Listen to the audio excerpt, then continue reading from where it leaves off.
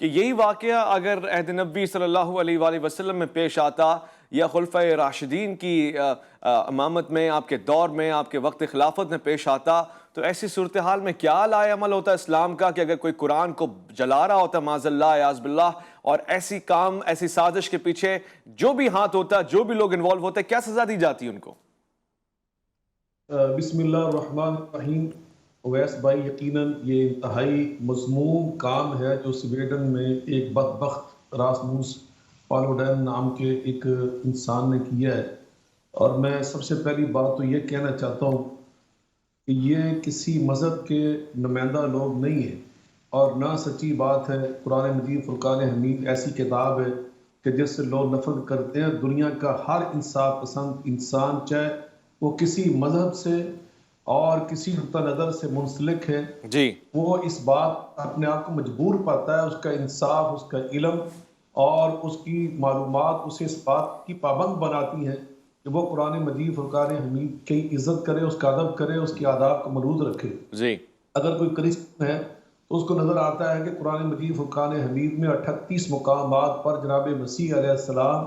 جن کو وہ پیغمبر سمجھتے ہیں، ان کا احترام کرتے ہیں، ان پر ایمان لاتے ہیں، اور اس طرح ان کی محترمہ سیدہ مریم علیہ السلام، ان کا اللہ نے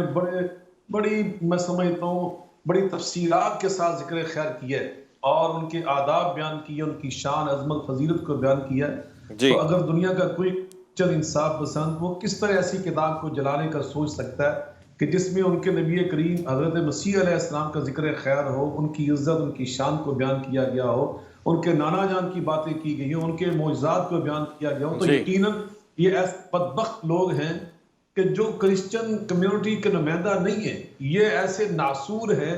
کہ جو میں سمجھتا ہوں عقل کے اندھے ہیں اور انسانیت کے دشمن ہیں۔ یہ صرف اسلام کے دشمن نہیں ہیں، یہ صرف امت مسلم کے دشمن نہیں ہیں، یہ لوگ انسانیت کے دشمن ہیں۔ خود اپنی ریاستوں کے گڑھے کھودنے والے یہ ظالم لوگ ہیں۔ جہاں تک تعلق ہے، آپ نے بات کی ہے، عہد نبوی میں ایسی بے ادبی کی حرکت ہوتی تو وہاں پر کیا نوٹس لیا جاتا؟ نبی کریم علیہ السلام نے ریاست مدینہ سے اپنے مکاتیب آپ نے روانہ فرمائے تھے، آپ نے ارسال فرمائے تھے، اور ان میں سے ایک آپ کا مکتوب جب کسریٰ کے پاس گیا تھا، جو اس وقت فارس کا سربراہ تھا، تو اس بدبخت نبی کریم علیہ السلام کے اس مکتوب گرامی کی بے ادبی کی، اس کی اہانت کا ارتکاب کیا، اور اس نے اس کو پرزے کر کے ٹکڑے کر کے زمین پہ پھینک دیا۔ اور جب آپ کے سفیر نے واپس آ کر آپ کی اطلاع دی تو نبی کریم رؤوف الرحیم صلی اللہ علیہ وسلم نے ارشاد فرمایا تھا کہ بل مزق ملکہ،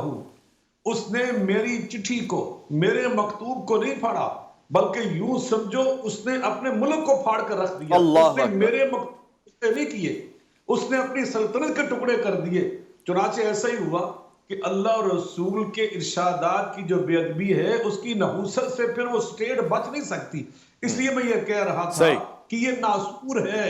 یہ فرد سویڈن کی ریاست کے لیے ایک ناسور ہے، ایک نقصان دہ ہے۔ اس نے جہاں ہمارے دل دکھی کیے، ہر دنیا کے ہر انصاف پسند کا دل زخمی کیا ہے، اس نے وہاں سب سے بڑھ کر یہ ترکیہ کی مخالفت میں کہ ترکیہ نے سویڈن کو نیٹو میں شامل ہونے سے انہوں نے احتجاج کیا، رکاوٹ ڈالی ہے، تو اس کا انہوں نے رکاوٹ یہ دیا ہے کہ اس کے عوض میں نعوذ باللہ انہوں نے قرآن مجید فرقان حمید کے نسخہ کو نظر آتش کرنے کی جرأت کی ہے۔ تو میں یہ سمجھتا ہوں کہ انہوں نے سویڈن کی حمایت نہیں کی، بلکہ انہوں نے سویڈن کو نظر آتش کر دیا۔ بہت اچھے، میں نبی پاک صلی اللہ علیہ وسلم کی روشنی میں کہہ رہا ہوں کہ انہوں نے سویڈن کے معاشی سارے اور اقتصادی معاملات کو انہوں نے خود آگ لگا دی ہے اس ظالم انسان نے۔ میں یہاں پہ رک کے ایک بات کہنا چاہتا ہوں کہ انصاف پسند لوگ ہیں، وہ اس کی مذمت کر رہے ہیں، چاہے وہ غیر مسلم ہی کیوں نہیں، صرف مسلمان ہی نہیں۔ اب اندازہ لگائیں کہ خود سویڈن کا وزیر اعظم،